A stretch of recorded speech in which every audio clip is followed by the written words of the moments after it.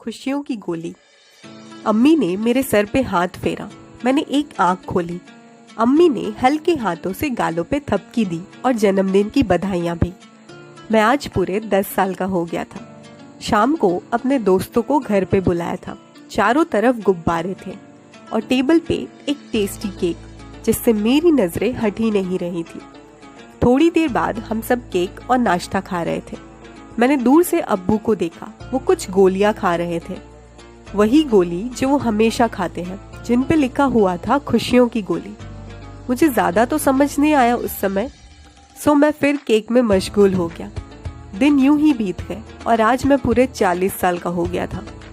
जिंदगी ने मानो मुझे मैदान समझ के मेरे साथ तब तक खेला जब तक जिंदगी की माँ ने उसे डपट के घर ना बुलाया हो। मुझे बिल्कुल भी सुकून नहीं मिल रहा था, तो मैं अब्बू की कब्र पे सुकून ढूंढने चला गया। आज करीबन 15 साल बाद मैं वहां पहुंचा। मैं बहुत देर शांत बैठा रहा। हवाएं बहुत तेज चल रही थी। अचानक मुझे कुछ पन्नों की आवाज आई। मैंने थोड़ा झुक के देखा तो मकबरे के बाजू के जमीन में एक डायरी दिखी, मिट्टी से सनी हुई। मैंने खोल के देखा। पहले पन्ने पे लिखा था ज़मीर अली। एक कतरा आंसू छलक आया और होंठ बोल पड़े, अब्बू। मुझे लगा जैसे अब्बू ने हाथ थाम लिया हो फिर से। मैं पन्नों को वैसे ही पलट रहा था जैसे अब्बू की उंगलियों को महसूस कर रहा था। मैंने पढ़ना शुरू किया। दिन 17 जनवरी 1994। आज इब्राहिम का जन्मदिन था। सब खुश हैं।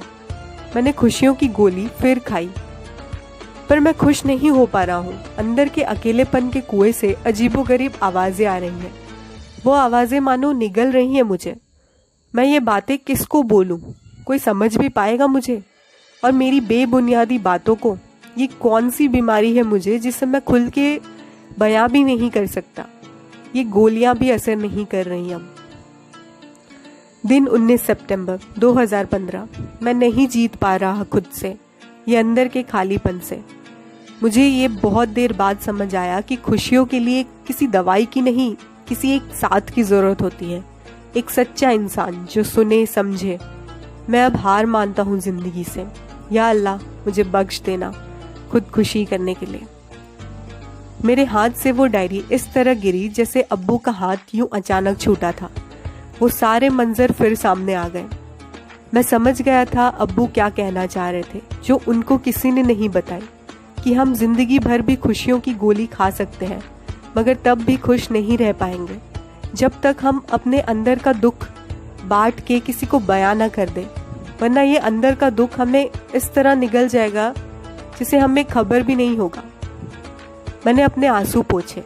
अब्बू की कब्र को बड़े प्यार से सहलाया, उनसे माफी मांगी। अब्बू, माफ कर दीजिए, हम आपके गम को देख नहीं पाए। हम भूल गए थे कि अपनों को आप ठीक हो पूछने के लिए गम का नकाब ओढ़ना जरूरी नहीं। हम क्यों मान गए आपके झूठे हंसते खेलते चेहरे के पीछे का गम। मैं बहुत रोया, मानो सारा अंदर का गुबार बह गया। मैंने अपने जेब से खुशियों की गोली का टैबलेट वहीं छोड़ के चलता बना। मैं समझ गया था कि अब अपने मन की बात कहने में मुझे कोई झिझक नहीं होनी चाहिए। खुशियाँ ढूंढी नहीं जाती, उसे खुद बनाई जाती हैं, और खुशियों के पन्ने खुद से दोस्ती से शुरू होते हैं।